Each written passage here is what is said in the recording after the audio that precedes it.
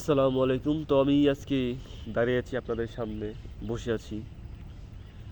তো বসা অবস্থায় কিছু কথা বলতে চাই। হাদি হত্যার আসামি গ্রেপ্তার হয়েছে, তাকে আদালতে নেওয়া হয়েছে কলকাতার।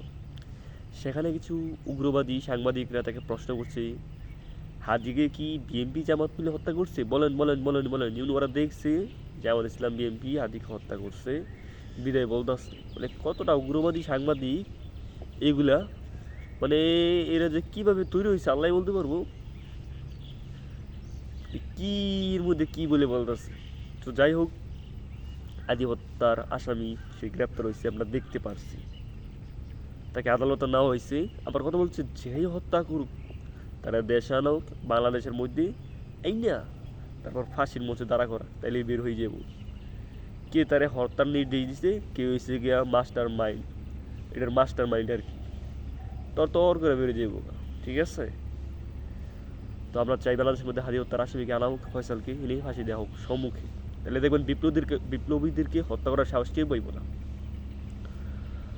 তো পাশাপাশি আমরা বর্তমান সময়ে রাজনীতি ব্যাপারটা যেটা, যে হাদি ভাই তিনি কিন্তু কোনো নির্দিষ্ট দলের দালাল ছিলেন না, তিনি ছিলেন বাংলাদেশের দালাল। উনি বলছে যে আমি সাইদি সাহেবকে সাপোর্ট করি বলে আমাকে জামাত বলেন, সমস্যা নেই, তুমি জাপান। বেগম খালেদা জিয়াকে যদি আমি ওনার পক্ষে কথা বলি, যদি আমাকে বিএনপি ট্যাগ দেওয়া হয় তাহলে আমি বিএনপি, সমস্যা নেই। আমাকে শুধু এই ট্যাগটা না দিলে হয় যে আমি ভারতের সেবা দাস বা বিদেশিদের সেবা দাস, আমি বাংলাদেশের দালাল হয়ে মরতে চাই। এত সুন্দর একটা কথা বলছে। তারপরে কিছু কিছু মানুষ তার নিয়ে এরকম ট্রল করে, আমি বুঝি না, তার বিপক্ষে। স্বাভাবিক, মানুষ বিপক্ষে থাকবেই, মানুষের যে যেরকম সে সেরকম মানুষের পছন্দ করবে, এটাই স্বাভাবিক, ঠিক আছে।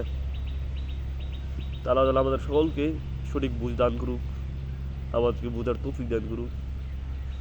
আশা করি সব কিছু ভালো হয়ে যাব, ঠিক হয়ে যাব।